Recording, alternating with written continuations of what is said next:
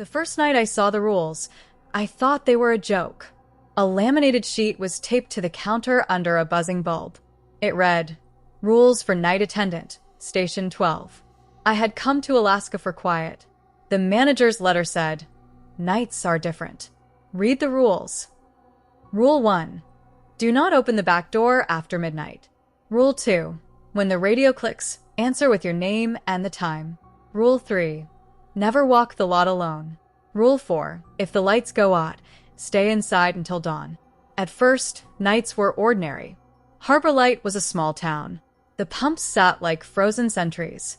The aurora spilled over the hills in slow green curtains.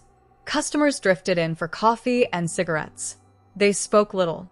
I liked being the only voice inside the warm rectangle of the store. I learned the radio ritual. Kyle. 2312, I would say, and static would close like a seam.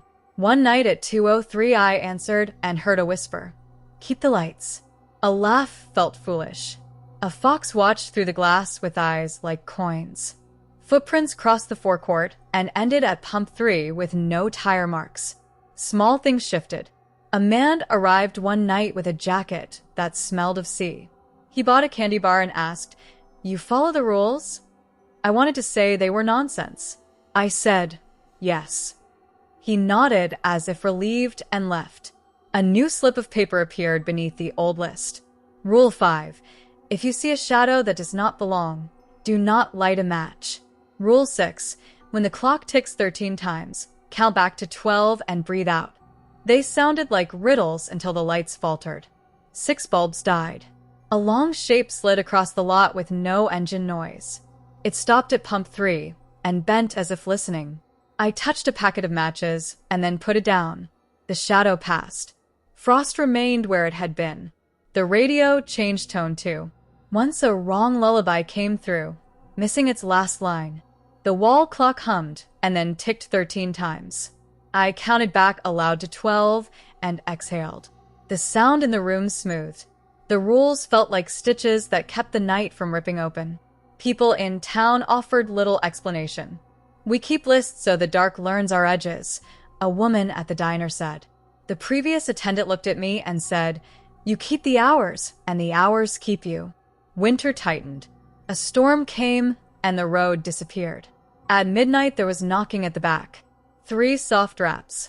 Rule 1 burned in my head. I told myself someone could be hurt. I told myself 1,000 good reasons to unlock the padlock. I opened the small safety window and looked out. No one stood in the snow. The knocks came again, but from inside the walls. From the pipes. From behind the freezer. They spelled a slow, patient rhythm. The radio clicked. I answered. "Kyle." 007. Static breathed back. A sound that was like a voice shaped the idea of a word. Left. I put on the thick gloves left in the drawer. The envelope that came with the keys had a note. "You asked for quiet. This is the quiet." I gripped the broom handle like a talisman and listened.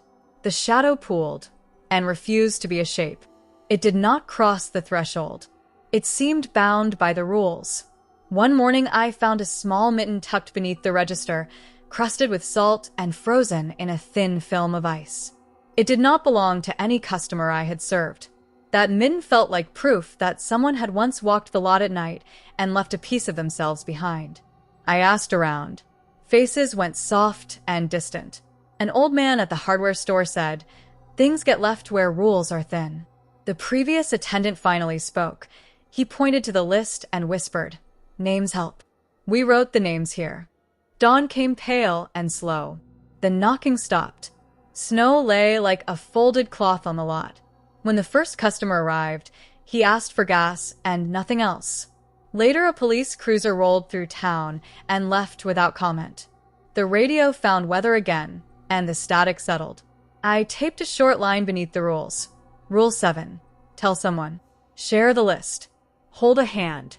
When you keep small things to hold the dark, the small things want company.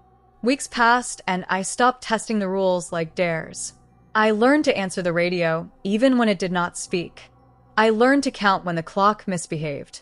I learned that obedience was a kind of care. Once a child hummed a lullaby outside the window. I did not open a door. I counted back to 12 and breathed out. The tune drifted away. People asked why I stayed. They expected a tale of courage. I tell them the truth. I stayed because the rules asked for so little. In a place where the night thins, a sheet of paper can be a rope. I stayed because keeping small, ordinary things right feels like holding a life together. Some nights the shadow bows at pump 3. Some nights it passes like a cold thought. The fox still watches. The wind still sighs.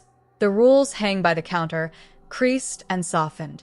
I hand them to new attendants with gloves folded on top.